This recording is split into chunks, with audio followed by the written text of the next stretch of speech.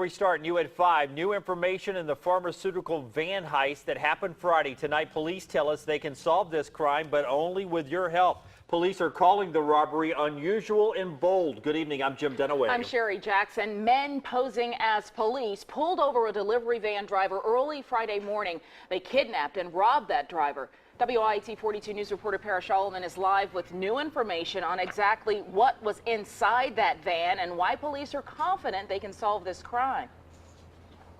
Yeah, the 3 suspects involved in this are probably the top 3 targets of the Hoover Police Department right now. And of those, they call one of them suspect number 3. This guy stayed in the car. They don't know what he looks like. Suspect number 2, he had his face hidden, but the victim saw a very distinctive tattoo on the inside of his left forearm, the Greek letter or symbol for pi. Now, suspect number 3, he had the most face time with the victim. And because of that, the sketch artist for Hoover Police was able to come up with this right here. Let's start at the beginning. Early morning Friday, police say 3 men waited for a delivery van outside Express Couriers in Homewood. Several contractors every day make their pickup from that location.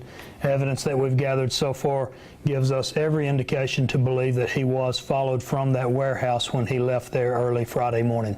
They stuck with him and pulled him over on 65 South in Hoover. He felt like it could have been law enforcement behind him. They had a flashing light on their car. Suspect number 1 was wearing a shirt that said police on it. He also had a gun.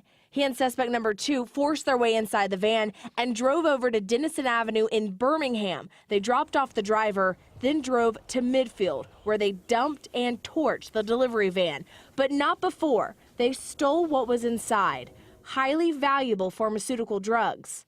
Like OxyContin, oxycodone, things of that nature that would have very much street value.